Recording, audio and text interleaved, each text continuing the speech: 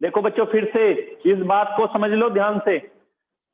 If the refractive index of the medium of the lens, अगर lens का जो medium है उसका refractive index is greater than the refractive index of surrounding outside medium of the lens, अगर ये वाली condition होगी तो दोनों के दोनों, ये कन्वर्जिंग और ये डाइवर्जिंग। कन्वर्जिंग में क्या होता है, इस तरह से अगर हम प्रिंसिपल एक्सिस ड्रॉ करें तो यहां पर कन्वर्ज होती है, इसमें डाइवर्ज होती है। But if the refractive index of the medium is less than the refractive index of outside medium, suppose lens के बाहर एयर है या कुछ भी मीडियम है लेकिन उससे ये कम हो जाए, इसको मैं मीडियम बोलूंगा बेटा, क्योंकि ग्लास अगर बोलूंगा तो इससे है ना इनसाइड मीडियम, अगर ये आउटसाइड, और इसको एम बोला है और ये आउटर मीडियम बोला है, आउटर मीडियम, ये इनर मीडियम, ये आई एम बोल रहा हूं इसको, आई एम और इसको ओ एम, ये inside medium of the lens, ये outside medium of the lens है। अगर ये वाली कंडीशन होगी तो ये कन्वर्जिंग रहेगा और वो डाइवर्जिंग। तो तुम्हारे सिलेबस में 10th क्लास के सिलेबस में हमारी ये वाली कंडीशन रहेगी, हम इसी को डिस्कस करेंगे। लेकिन बाय चांस अगर पूछ ले कि क्या कन्वर्जिंग भी डाइवर्जिंग बन जाएगा, बनेगा कब, if inside medium less than outside medium, अगर रिफ्रैक्टिव इंडेक्स मीडियम का inside of the lens medium का छोटा हो जाएगा किससे, आउटर साइड मीडियम से, तो हमारा कैसा होगा, कॉन्वेक्स कैसा बन जाता है, कॉन्वेक्स लेंस बिकम डाइवर्जिंग, ये इस तरह से, तब ये डाइवर्जिंग लेंस होगा। और ये वाला कैसा हो जाएगा, ये कन्वर्जिंग हो जाएगा, ये कन्वर्जिंग हो जाएगा, है ना। तो ये बातें हमें याद रखनी है।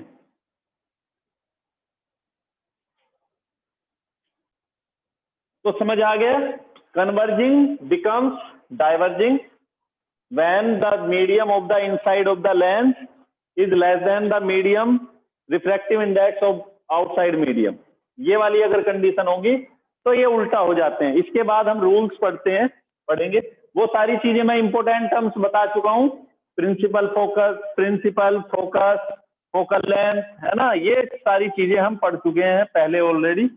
आज हम नेक्स्ट टॉपिक अपना चालू करते हैं और next topic is rules for image formation by the lens से इमेज बनाने के किस तरह से इमेज को फॉर्म करते हैं वो देखना है। तो सबसे पहले तो मैंने तुम्हें बोला कि तुम्हारे सिलेबस में लेंस का refractive index outside refractive index से ज्यादा लिया हुआ है, मींस कॉन्वेक्स को कन्वर्जिंग बोलेंगे और कॉनकेव को डाइवर्जिंग। ये बात याद रखो, तुम्हारी क्लास में क्या ये 12th में भी यही रूल रहेगा। अगर वो अलग से बोलेगा, अगर वो कॉन्वेक्स को डाइवर्जिंग या कॉनकेव को कन्वर्जिंग के वे में अगर उसका कुछ क्वेश्चन आता है तो वो स्पेशल कुछ ना कुछ अलग से देगा, वरना याद रखना कॉन्वेक्स कन्वर्जिंग है, कॉन्वेक्स लेंस कन्वर्जिंग और कॉनकेव लेंस डाइवर्जिंग। लेकिन ये बात याद रखना जो अभी बताई, ठीक है ना। चलिए अब चलते हैं।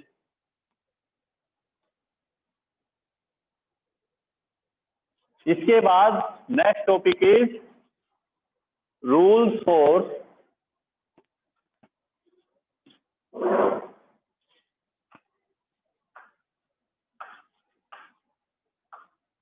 Image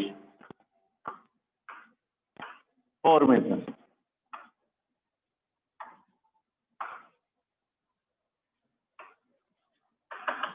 rules for image formation by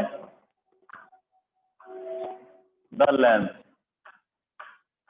lens के हेल्प से इमेज को किस तरह से बनाते हैं। तो कुछ रूल्स हैं, जैसे हमने मिरर के केस में पढ़ा था ऐसे ही लेंस के केस में। और किस तरह से, देखो जल्दी से, हमने कॉन्वेक्स लेंस को लेते हैं। फर्स्ट रूल क्या होगा, when the all rays coming towards the lens parallel to the principal axis pass through the focus. All the rays parallel to the principal axis of the lens after refraction pass through the focus. ये first rule याद रखना। पहला rule क्या है कि कोई भी रे जो पैरेलल होती है प्रिंसिपल एक्सिस के, वो रिफ्रैक्शन के बाद कहां से जाती है? फोकस से। एक चीज और बच्चों, अभी तुम्हें याद बता देता हूं, हालांकि तुम्हें ऐसे ही डायग्राम को हमेशा ऐसे ही बनाना है जैसे मैंने बना के दिखाया, लेकिन रियलिटी ये होती है कि रिफ्रैक्शन 2 बार होता है। जब लेंस के अंदर से वो रे गुजरती है, 2 बार रिफ्रैक्शन होता है। क्यों होता है 2 बार? मैंने बोला है, ये बता चुका हूं ऑलरेडी। रिफ्रैक्शन सर 2 बार इसलिए होता है क्योंकि सर जो पहला एयर मीडियम होता है वो ग्लास से कम होता है, फिर वो ग्लास में एंटर करती है, फिर वो वापस एयर में जाती है, इस वजह से। हाँ, बिल्कुल सही बात, इस बच्चे ने बिल्कुल सही बात बोली है। बहुत अच्छा बच्चा। श्रुति के लिए क्लैपिंग करना है सभी को, तो घर पे करेंगे सब। तो श्रुति ने बड़ी अच्छी बात बोली है, और मीन्स ये कि कोई भी रे मीडियम को अगर चेंज करती है तो रिफ्रैक्शन होता है, मीन्स अपने रास्ते को से डेविएट होती है। और किस तरह से होगा रियल में? इस वे में। देखो एक्चुअल में होता क्या है, प्रिंसिपल एक्सिस, ये हमारी रे इस तरह से, वन रे को लेके बताता हूं। अभी मैंने बोला था कि रिफ्रैक्शन होगा और सरफेस यहां से, है ना? तो हमने पढ़ा है रिफ्रैक्शन कब होता है? जिस पॉइंट पे आकर रे इंसिडेंट होती है और मीडियम में चेंज करते ही, मीडियम चेंज करते ही वो अपने रास्ते से डेविएट होती है। तो बच्चों जरा सोचो, इस लेंस के केस में मीडियम कितनी बार चेंज करती है? पहले एयर से लेंस के अंदर एंटर करती है और सेकंड टाइम लेंस से फिर से एयर में आती है या बाहर मीडियम में निकलती है। उसी तरह से पहली बार यहां पे होगा इस पॉइंट पे, लेकिन रूल क्या होगा? पहले नॉर्मल को देखना है, और नॉर्मल क्या होगा इस सरफेस के लिए? कहां से ड्रॉ करेंगे? Centre of curvature. By chance suppose वो यहां है और यहां से नॉर्मल ड्रॉ करेंगे, ये नॉर्मल। अब ये क्या करती है? सीधी जाना था इसको, लेकिन तुमने पढ़ा है रेयर से डेंसर में जाएगी तो क्या करती है? Bends towards the normal. ये इस तरह से सीधी जाती लेकिन नॉर्मल की तरफ बेंड हो जाएगी। अब इस पॉइंट के लिए वापस से नॉर्मल कहां होगा? इस सरफेस के लिए सेंटर ऑफ कर्वेचर यहां, इसको बोले C1, इसको बोले C2, सेंटर ऑफ कर्वेचर। और यहां से डॉटेड लाइन ऐसे। अब ये क्या करती है? वापस इस रे को जाना कैसे था? ऐसे, लेकिन वापस से डेंसर से रेयर में आएगी तो away from, it bends away from the normal. तो ये कहां पे जाती है? ऐसे, इस तरह से, और यहां पे ये आती। लेकिन हम क्या करते हैं लेंस में, जैसा तुमने देखा कि सेंटर से दिखाया हुआ, तो उसका रीजन क्या है? हम क्या करते हैं, इसको आगे बढ़ाते हैं और इसको पीछे, और जहां से यहां से दिखाते हैं, मीन सेंटर से, ये सेंटर से दिखाते हैं, है ना? तो ये वाला जो दिखाया हुआ रियल में एक्चुअल में होता इस तरह से है। रिफ्रैक्शन याद रखना, रिफ्रैक्शन इस तरह से होता है जो अभी तुम्हें समझाया है। फिर से बिल्कुल एग्जैक्ट, मैं कोई लाइन ड्रॉ नहीं करूंगा, केवल दिखाऊंगा रास्ता होगा कैसे। ये प्रिंसिपल एक्सिस, रे पैरेलल आती है थोड़ा ऐसे और फिर और ज्यादा, तो यहां पे, और हम इसको जब पीछे बढ़ाएंगे तो ये ऐसे लगता है कि जैसे यहां से रिफ्रैक्शन यहां से हुआ है, जबकि रिफ्रैक्शन कहां से होता है? जस्ट चेंजिंग द मीडियम, है ना? जैसे वो मीडियम को चेंज करेगी तो वहीं से रिफ्रैक्शन स्टार्ट होता है। तुम भी समझ जाओ, जैसे ही मीडियम चेंज करती है रे, रिफ्रैक्शन हो जाता है।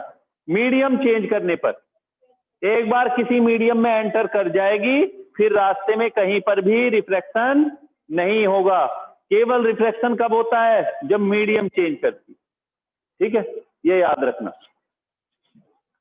तो रियल में ऐसे चलता है, उसके बाद फिर से ऐसे, वरना रियल में रास्ता क्या था? ये यहाँ पे, ये यहाँ, लेकिन यहाँ पे मिलता है। समझ आ गया होगा? तो फर्स्ट रूल तो हम क्या पढ़ेंगे अपने सिलेबस में कि मैं रिफ्रैक्शन को सेंटर से दिखाऊंगा, और बुक्स में भी हम सेंटर से पढ़ते हैं, लेकिन रियलिटी होती क्या है? 2 बार रिफ्रैक्शन होता है जब लेंस के अंदर से वो गुजरती है। हालांकि बहुत माइनर होता है, बहुत थोड़ा सा मैंने यहाँ पे तो बैंड ज्यादा किया, इतना बैंड नहीं होती रे, थोड़ा सा होती है ना, लेकिन पता होना चाहिए कि रियल में होता कितने टाइम से।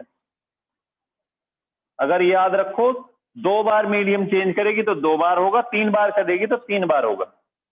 तो यहाँ तो 2 ही बार कर रही है, पहले एयर, ग्लास, फिर ग्लास से फिर एयर, तो 2 बार किया। तो फर्स्ट रूल क्या होगा, ray coming towards the lens parallel to the principal axis after refraction passes through the focus. Second rule, अच्छा लेंस में, मिरर में तो हमने पढ़ा था एक ही फोकस होता है, लेकिन लेंस में तो 2 फोकस होते हैं।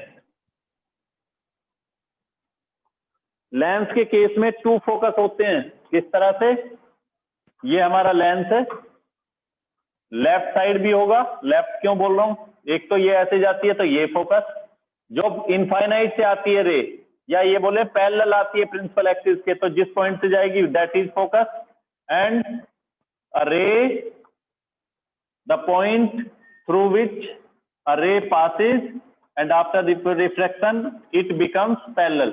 तो ये सेकंड, तो ये, या ये बोले इसको फर्स्ट बोल दें और इसको सेकंड, इस तरह से 2 फोकस होते हैं। याद रखो लेंस के केस में सेंटर ऑफ कर्वेचर भी 2 होते हैं, तो रेडियस ऑफ कर्वेचर भी 2 होंगी। रेडियस ऑफ कर्वेचर कैसे, फोकस तक की लेंथ को बोलते हैं फोकल लेंथ, लेकिन इस सरफेस का कहीं पे सेंटर ऑफ कर्वेचर भी तो होगा C1, है ना, तो यहां से वहां तक की डिस्टेंस को क्या बोलेंगे R1। ऐसे ही इस सरफेस का भी तो सेंटर ऑफ कर्वेचर होगा, उसे क्या बोलोगे R2। बोल गए। मिरर के केस में हम बोलते थे कि जहां पे C और बीच में F, यहां से वहां तक की डिस्टेंस को क्या बोलते थे आप, पोल तक की डिस्टेंस, यहां पे पोल होता था, इसको बोलते थे R, और F तक और P तक बोलते थे फोकल लेंथ। अब यहाँ पे तो 2 स्फेरिकल सरफेस हैं, तो सेंटर ऑफ कर्वेचर भी 2 होंगे, तो रेडियस ऑफ कर्वेचर भी 2 होंगे। ये सारे पॉइंट्स हमें पता होने चाहिए। यहां से यहां तक की डिस्टेंस को आप रेडियस ऑफ कर्वेचर कौन सी बोलोगे, सेकंड सरफेस के लिए है ये सेकंड सरफेस के लिए R2, और यहाँ पे फर्स्ट सरफेस के लिए R1। ये पता होनी चाहिए। राइट साइड करते हो तो पॉजिटिव, लेफ्ट साइड करते हो नेगेटिव। मैंने बोला था कि रे ऑब्जेक्ट को कहाँ रखते हैं, लेफ्ट साइड। अगर रेज की डायरेक्शन में चलते हो मेजर करने के लिए तो पॉजिटिव, अपोजिट चलते हैं तो नेगेटिव। ये सारे रूल पता होने चाहिए बच्चों, जो जो मैं बता रहा हूं नोट कर लेना। आज की वीडियो को दोबारा देखना, तिबारा देखना, समझना है, लेकिन इन सारे पॉइंट्स को नोट जरूर करना है। समझ आ गया। आज की वीडियो मिलेगी रूल्स फॉर इमेज फॉर्मेशन, तो देख लेना जरूर इन सबको।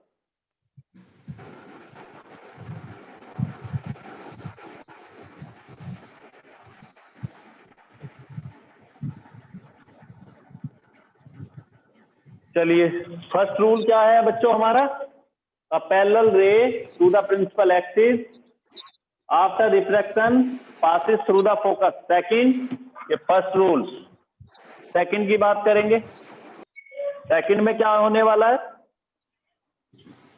सर, फोकस से पास होती है ना। हाँ जी, बिल्कुल सही है बात। अगर कोई भी रे फोकस से जाएगी, देखो ऐसा भी हो सकता है कि रेज तो बहुत सारी जाएं। मैंने क्या किया, फोकस यहां पे है, तो बाय चांस ये रे ऐसे जाती है, ये रे ऐसे जाती है, लेकिन आगे पैरेलल नहीं होती, थोड़ा ज्यादा बैंड होती है।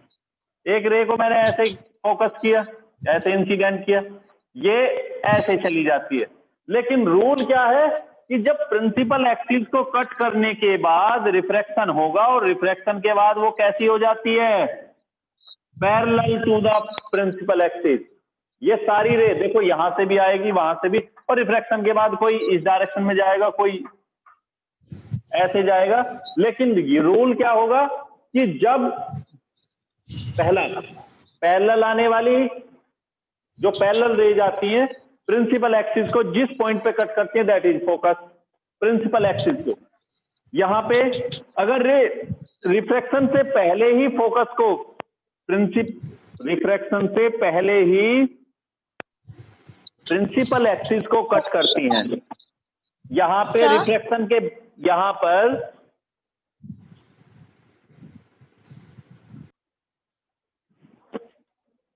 तो फर्स्ट, सेकंड और थर्ड में क्या होगा? तो एक इमेजिन करते हैं कि लेंस के अंदर से एक लाइन सही चल रहा है। Okay,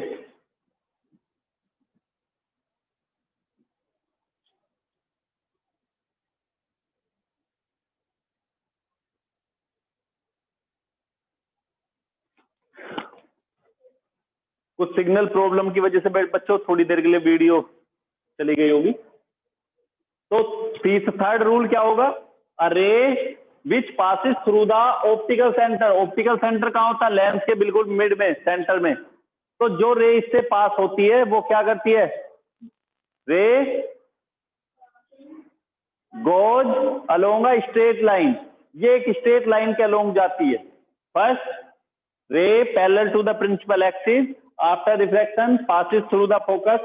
Second, ray passes through the focus after refraction becomes parallel.